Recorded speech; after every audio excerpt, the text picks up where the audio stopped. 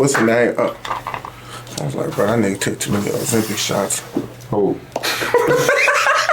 This nigga crazy, blood. I'm done with this nigga, blood. I am so. But come on, man. We will. Hey, who the fuck is you talking about? Who did? No, we fit, bro. We listen. We all, bro. What's up, man? Another episode, bro. Man, what the fuck? Listen, we ain't even finna get into this, bro. You okay? Already with this shit already. Here when we was talking about mental health, bro, because you would have been a perfect candidate. Ain't nothing wrong with my mental health. That's what the last nigga said. The last nigga said that. I know what I be on. I know.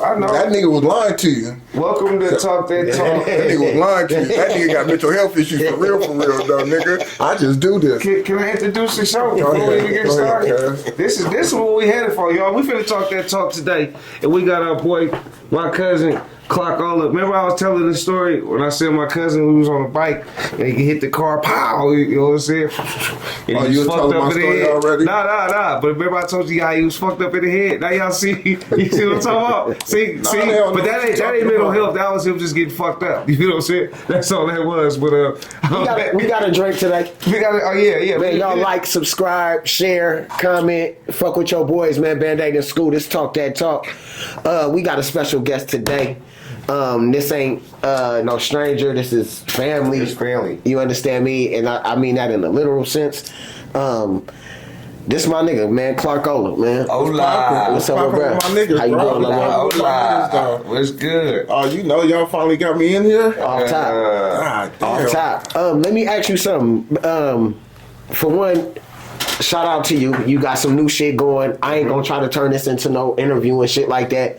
You got some new shit going. And what I've been seeing lately is you've been getting out there, but I've been seeing you at that New Music Mondays and shit out there. I swear on my mama, I was gonna bring that up, bro. We was talking about that shit. I got you. You my nigga. We be vibing, my nigga. Hell we yeah. just all high five there? Yeah, we get it. Okay, then there you go. So you been out there at that New Music Monday. One thing about I always say about artists, and especially artists from East Palo Alto, is niggas be scared to go outside and go to somewhere else and get out there by yourself. Period. To the necklace. You know what I mean? And go where it's at and rub elbows with the who's of the who's.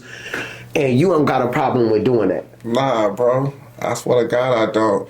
Shit, I just got finished doing 15 years in prison. That was the first thing that scared me. After that, ain't nothing scared me no more.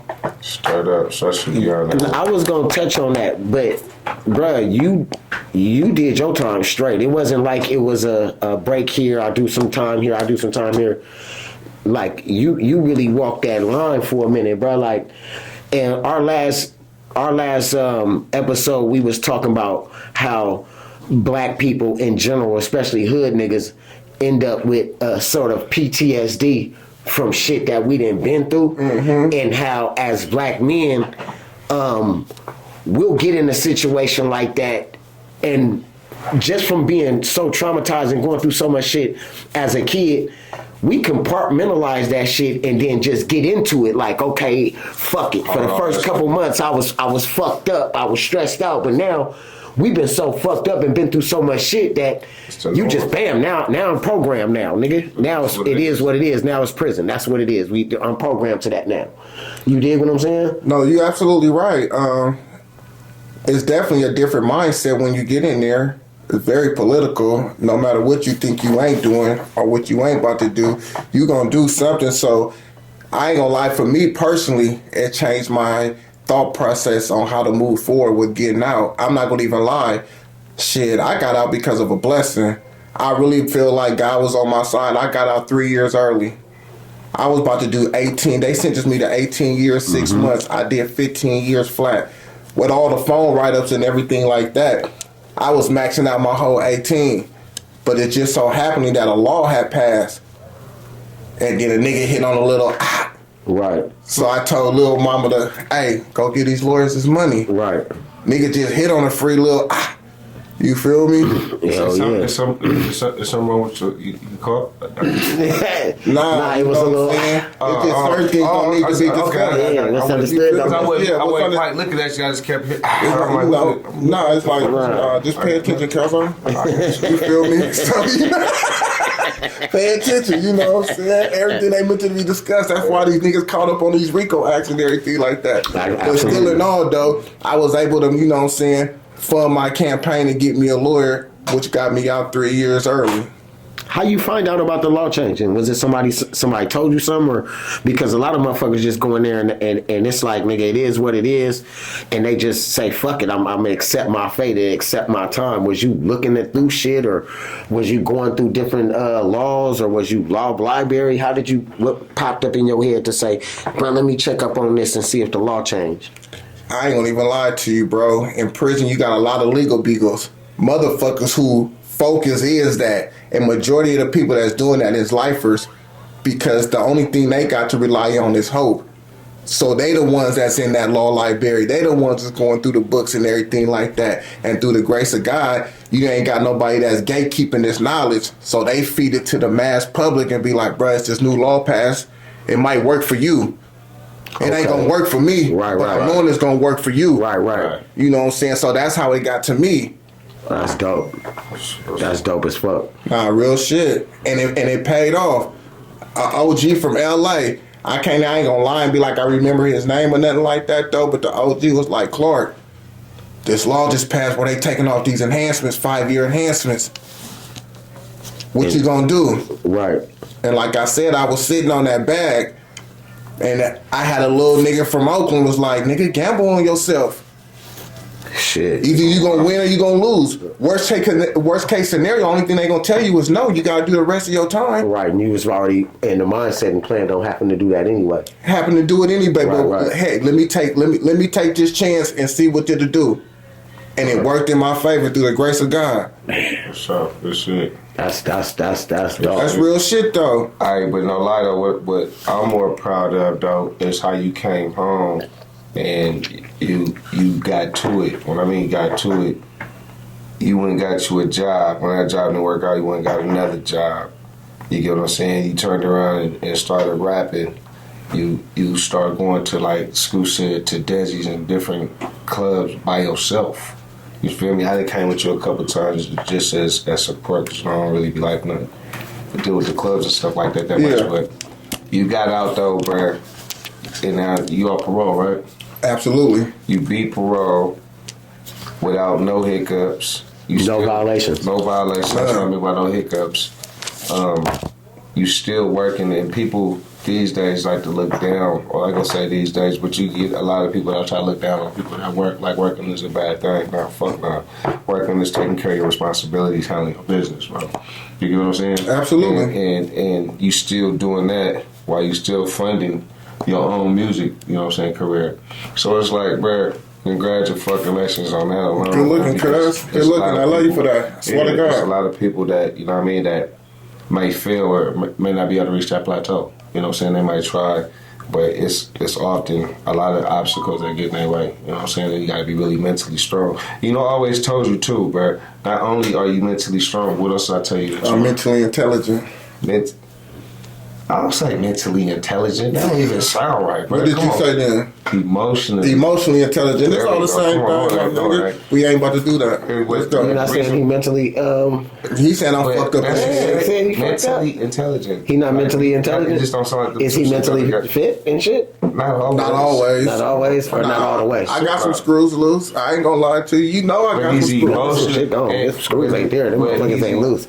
He's emotionally intelligent, and what I mean by that is, like, it's a lot of people who get into their emotions, but young blacks in particular, because how we talked about how we got to hold a whole lot, or like he know how to defer himself and not get himself, and know how to bring it down if a person is getting too emotionally involved, invested, whether it's male or female. I've seen defer and put out the flames on a lot of the situations where he could have been the one that was getting emotionally hammered and feeling some type of way, but he turned it around, and that take growth. Because before he's just A live clown. wire. Yeah, Yeah. He was a clown. You know what I mean? Like, and I don't mean like a clown in a clowning way, but he's like a class clown. You know what I'm saying? So that is something that I would have never seen coming from him, and I had to tell him, like, bro, you very emotionally intelligent. You know what I'm saying? And a lot of females can understand what I'm talking about because they be looking for men who are emotionally intelligent. I'm just saying, that's a little jewel for my guys. Hell yeah. That's a little jewel for my guys. No, and we was talking about that on the last episode. How a lot of us, as black men, we are emotionally immature. Like, you know what I mean? Because, and that's the reason why we have domestic violence and shit like that. Because as black men, we don't have an outlet to when we feeling hella stressed out and fucked up to go. And I was saying on our last episode how, bro, if you do something to your bitch or to your broad or something, she got a homegirl or a couple homegirls she can call, and it'll be a fuck Clark-Ola campaign for the whole night. Absolutely. You dig what I'm saying? It'll be a fuck Clark, then they'll help her out, girl. Fuck him. You dig what I'm saying? But you can't call a nigga and be crying and shit and be like, well, this bitch, woo, nigga. Like, nigga, shut up, nigga. And it's crazy that you talk about that, right? It's because as men, we was raised, if you of a certain age, to not show no emotions. That's exactly what I said. You know, not to be able to talk to somebody or even to sit there and cry. It's frowned upon. Right. Nigga, you's a bitch. You's a nigga, what you crying for, nigga? Yeah, I get Ain't it. nobody trying to. So nigga, we was stick your chest out, nigga. Go get it. Yeah, you know what I mean? part, Like yeah. that part. That Like, part. and because of that, they never could release that shit. So the minute the next motherfucker say anything to him, then he ready to spaz, right bro. there. He running all Because he got a lot of that shit built up inside of him. Running all green Because lights. he ain't got no outlet. We wasn't never taught or told how to get that out. We At can't all. cry. You know what I'm saying? We can't complain about it, and then let alone a lot of females is not emotionally mature either. So when you dealing with somebody you don't know how to deal with another emotionally Right, immature two people, motherfucker. right. You know what I mean? Right. Not to say that either one of them is at fault. It's just that we haven't been taught that. Like, Yeah, because a lot of that love never came from home. You get what I'm saying? No, absolutely. Like, because Pops was either missing, whether it was jail, in the streets, or just did. But that he and then Mama gives so much emotion, but then Mama be so tired because she working all these jobs and coming home to a nasty ass house. Right, Kids right. ain't did this. Excuse me. Kids ain't cleaned up. Kids ain't did their chores. Kids ain't did their homework. So she ain't really showing the love that she really have because she feel with Stress. anger or stress. Yeah, you know what I'm saying? Because she feeling like everything is on her own. You get what I'm saying? So it's like all that is built up and carried with you as you get older because you feel like you never got that. You never got that at home. You know what I'm saying? So it turned out to be, you know what I'm saying, the demons that we see today. Right? Because they're not getting that love. I can speak for self, right? It's sad, but it's so true. Mm-hmm. Prison really turned me from a boy into a man to where I had to change my thought process. Me realizing that the way I'm thinking, the way I'm going about things is not working. It really took me to humble myself a whole lot and not worry about what other people thought about me or what other people think about me and everything like that. Oh, you know me as being this person cousin or this person nephew and everything like that, but y'all don't know me for being me and everything like that.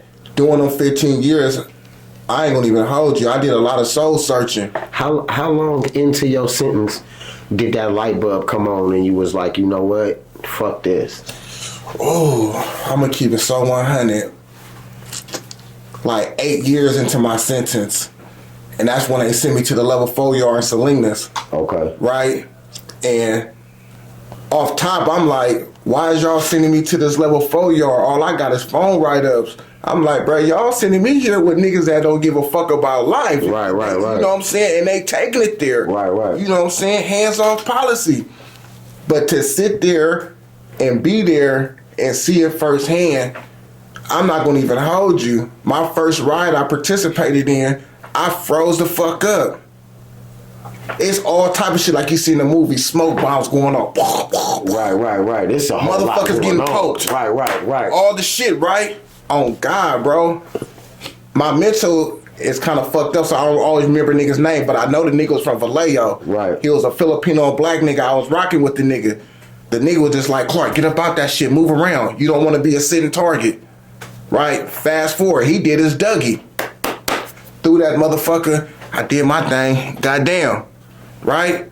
I got down right beside him. Now, the funny part about this shit is this, right? They zip tie us and everything like that after all the smoke clear and everything like that. Now, everybody is saying, like, you know, being zip tied, good looking, you know what I'm saying? Because you got the Crips, you got the Bloods, you got the Bay Car, everybody rocking against these Fresno Bulldogs. Oh, it was a race ride. It was a race ride, right? And I was feeling some type of way, right? I'm feeling guilty because I know I ain't do nothing, right? I ain't really do nothing but move around and shit, right? But my nigga from Vallejo was like, because I'm about to sit there and tell on myself, right? I'm about to get ready to tell on myself and be like, bro, I ain't do shit. Right. Nigga from Vallejo like, like, shut your ass up, like, nigga. Like, you feel me? Take that thanks. They seen you moving, that's all that count right there, right? Yeah. But it took that right there for me to realize, like, and I'm gonna keep it so 100. I ain't a gangster like that, my nigga. This shit went up over $30. I told The whole myself, prison. this whole 180 yard in Salinas Valley went up over $30 because one nigga rolled it up, and then these other niggas, I ain't gonna say they entities and everything and where they from and everything, get mad and tell the USO, like, bro, you gonna pay us that? USO, like, you feel me? I'm Oos. I'm from Fresno, but I ain't no Bulldog. Go holler at the Bulldogs. You feel me? The nigga already tripping, right? Cause they in debt with the Oos. Right. So they telling the Oos, clear our debt for your boy rolling up. Right. Oos like, I'm not doing none of that. Like, basically, y'all still gonna pay me. Right. You feel me? This dumbass nigga gonna be like, y'all ready to set it off? I said, oh shit. So now he's trying to get everybody involved and everything like that. And on my mama, Oos like, he had a pack of pinochle cards.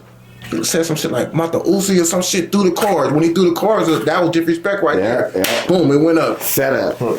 Hey, look. That's crazy. Like, subscribe, share, comment. It's Talk That Talk with Bandaide and Scoot. Right on to my nigga Clark-Ola. I love you, bro. Love you too, bro. Like, Mo, hey, one toast before we go. I'm gonna need a little bit more in my cup. It's Lawless. For surely. What up?